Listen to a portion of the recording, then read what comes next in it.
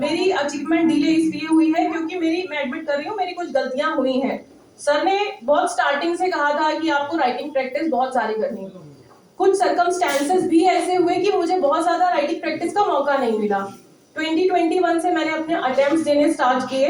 मेरा पहला attempt MP के लिए था, तो कोविड में मेरी मदर एक्सपायर हुई अप्रैल में, एंड वही मुझे यहाँ पर लेके भी आई थी, अरविंद भैया से भी मिली थी कि यहाँ पर मतलब अच्छी कोचिंग है, मैं इसलिए लेके आई हूँ लड़की को अपनी। और फिर उस 2021 अप्रैल में जब मेरी मदर की डेथ हुई तो मैं बिल्कुल भी रेडी नहीं थी मेंस देने के लिए, क्योंकि मेरा एमपी का रिजल्ट आया, प्री का मेरा हो गया। और लेकिन मैंने तब भी एक स्ट्रेंथ अपने अंदर लगाई कि मम्मी चाहती थी कि बन जाऊं, तो मैं दे के देखती हूँ। 1 महीने मैंने प्रैक्टिस की एंड नहीं हुआ, मेरा मेंस ही क्लियर नहीं हुआ उसमें।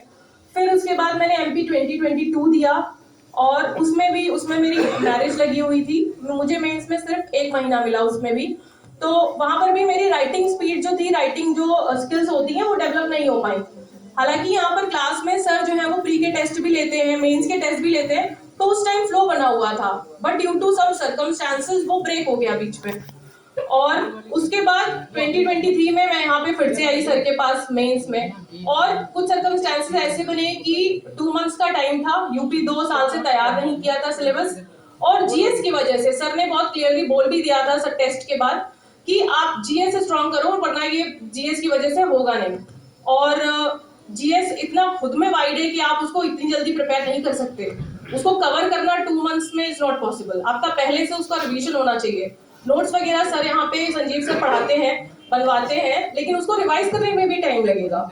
तो जीएस की वजह से मेरा यूपी में सिलेक्शन नहीं हुआ। मेरे लॉ में सब में अबव 100 मार्क्स हैं, बट मेरा जीएस में नहीं हुआ और हिंदी में नहीं हुआ, क्योंकि मैं इंग्लिश मीडियम स्टूडेंट हूँ। और सर ने मुझसे ये 2 चीज बोली थी कि आपका हिंदी और जीएस यूपी के लिए स्ट्रांग होना चाहिए, क्योंकि हिंदी इस बार पहली बार इंट्रोड्यूस हुई थी, तो हिंदी में लिखने में मुझे काफी मिस्टेक्स होती थी। तो और मैं इतना मतलब आपका सर पे भरोसा दिलाने के लिए मैं ये बताना चाहूंगी कि सर ने जिस रेंज में मेरे मार्क्स बताए थे जीएस और हिंदी में, मेरे उसी रेंज में मार्क्स थे, जिसकी वजह से मेरा यूपी नहीं हुआ।